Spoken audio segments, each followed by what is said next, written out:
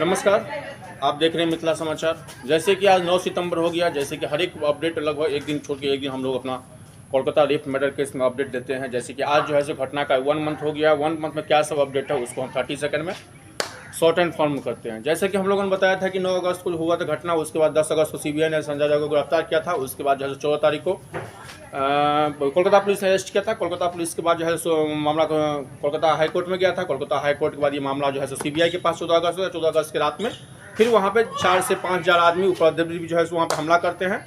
उसके बाद जो है सो ऑल इंडिया में ये आक्रोश IMA अपना स्ट्राइक कॉल करता है। फिर जो है सो देश भर में ये आंदोलन चलता रहता है।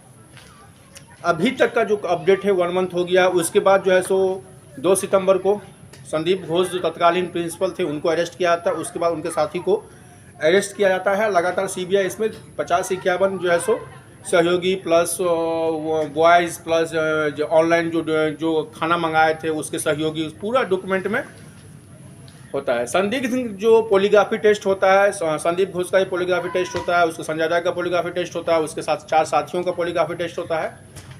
5 सितंबर को ये मामला जो है सो फिर से high court Delhi supreme court Delhi का ये कहानी था, लेकिन जो है सुनवाई जो है कुछ दिनों के टाल जाते हैं। अभी सीबीआई का बंद है, क्या स्टेटस है उसमें बता दो। फिर 5 तारीख के बाद यहाँ के राज्यपाल जो है घोष जी वो फिर चिट्ठी लिखते हैं। उसके बाद जो कल का जो अपडेट है, एक राज्यसभा सांसद जो है TMC के वो अपना इस्तीफा देने के लिए राष्ट्रपति को लेटर लिखते हैं।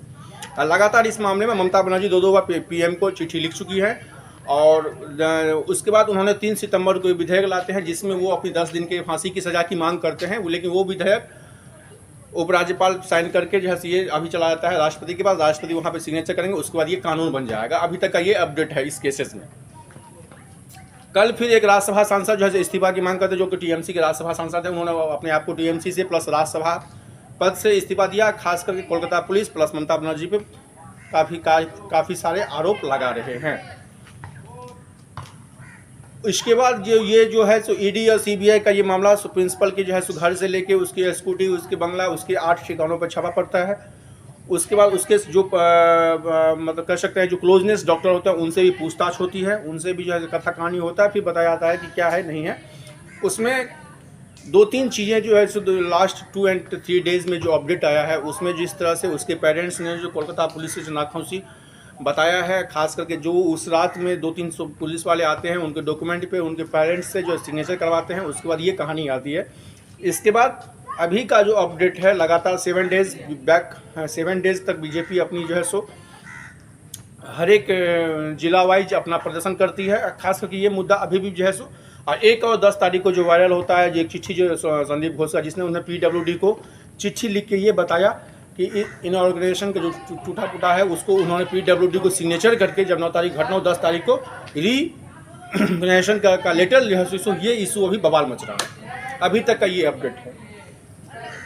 अभी मैं मतलब कहने का मतलब बहुत सारे ऑफ द कैमरा, मैं इधर से ही हूँ, of the camera on the camera बहुत सारे TMC के पदाधिकारियों से बात कीजिएगा तो वो कुछ नहीं बोलेंगे। लेकिन जो है सो कहीं न कहीं नाखुश जो है सो इस कारनामा से है और नाखुश जो है सो कोलकाता पुलिस के स्टेटस से है। और अभी तक जो CBI के हाथ में जो आया है उससे काफ़ी नाखुश है।